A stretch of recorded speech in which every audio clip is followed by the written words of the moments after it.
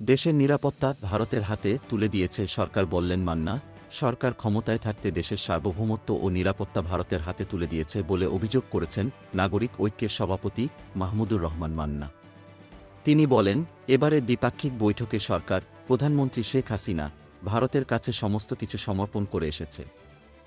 ক্ষমতাসীনরা ৭ জানুয়ারি ও ২০১৪ সালে ভোট করতে পারত না। ভারত নাক গলিয়েছে, তাই তেলেছে।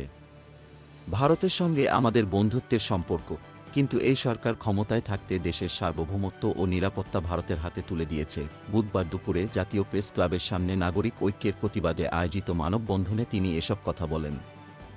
মান্না বলেন, ভারতের ট্রেন বাংলাদেশের ভেতর দিয়ে ভারত যাবে। এটাকে কি ট্রানজিট বলে? এটাকে বলে করিডোর।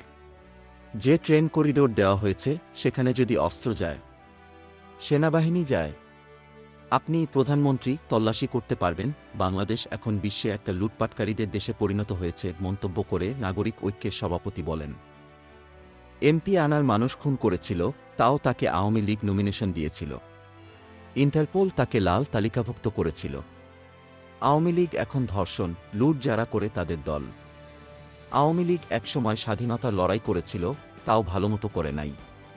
তাদের নেতারা কলকাতার বড় বড় হোটেলে গিয়ে লুকিয়েছিল। মতিউর, এনবিআর কর্মকর্তা, যেদিন গেল, সেদিনের আগে পর্যন্ত তার নামে কোনো মামলা, নিষেধাজ্ঞা নেই। পরে বিদেশ যাওয়ার নিষেধাজ্ঞা দিল।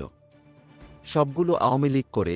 মান্না বলেন, একজন গরিব কৃষক ৩০,০০০ টাকা লোন নিয়ে পরিশোধ করতে না পারলে তাকে থানায় নিয়ে যায়।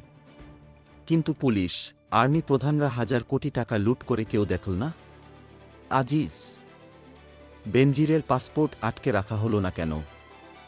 সরকার এদের রক্ষা করছে। এ সময় মানববন্ধনে নাগরিক ঐক্যের নেতাকর্মীরা উপস্থিত ছিলেন। Golam Mostafa, desk report, BE news, Dhaka.